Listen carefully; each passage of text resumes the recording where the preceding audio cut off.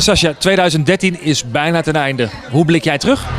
Ja, op een geweldig jaar. Ik moet eerlijk zeggen, 2012 was net zo top. Het is alleen heel fijn als je het jaar daarna merkt dat het een stijgende lijn blijft. Dus ik ben niet ontevreden. Wat jou betreft het hoogtepunt? Ja, toch mijn single Welterusten Mama. Maar dat heeft een persoonlijke noot. Hè? Dat gaat over mijn co-ouderschap van mijn dochter die ik 4 dagen in de week moet missen. Dat is voor mij persoonlijk een hoogtepunt. En ja, het gekke is, je mag hem eigenlijk natuurlijk niet een jaar doortrekken. Maar ik tier nog steeds op Toppers in Concert 2012. En dat is zo'n fijn gevoel. Dus overal gaat het gewoon heel erg goed met mij. Als we het daarover hebben, er is nu ook onlangs wat bijzonders gebeurd, hè? Oh, echt? Ja, de kilo's vliegen eraf. Oh.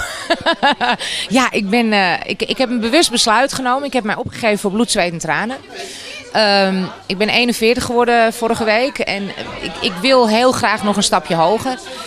Dan zullen mensen zeggen, ja, bloed, zweet en tranen, we kennen je toch al. Ik heb net eventjes iets meer nodig, dus ik heb het toch gedaan. En toen dacht ik bij mezelf wel, oké, je bent al 41, ga dan ook afvallen en ga zorgen dat je aan je stem werkt. Dus ik ben nu 20 kilo kwijt. Ik zit op kickboksen voor de conditie. Ja, het gaat als een tierenlier en daar ben ik wel heel blij om. Want je wordt toch een ander mens als je die overtollige kilo's kwijt bent. Dat betekent inderdaad heel veel verandering in een hele korte tijd. Het is zeker een korte tijd, want ik doe nu 4 maanden een dieet wat bestaat uit alleen maar shakes. Dus ik eet al 4 maanden niks anders dan shakes. Het mooie van die shakes is, ik heb een slecht eetpatroon. Dus ik word ineens een gezonde vrouw. Ik krijg alle vitamines binnen die ik nodig heb. Alleen wel een korte tijd. En ik merk dat dat persoonlijk met zich meebrengt dat ik moet wennen aan mezelf. Ik word blij wakker en ik ga blij naar bed. En mijn lijf is anders. Je moet wel wennen. Het is wel wennen. Ja, het kickboksen, word je daar ook agressiever van of juist kalmer? Nou, dat is juist zo lekker. Ik ben vrij agressief thuis. Dat kan ik nu kwijt op de bokszak.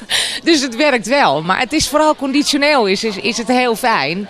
Maar ja, als ik een rotbui heb, ik ben dus geen ochtendmens. Ik heb een redelijk ochtendhumeur.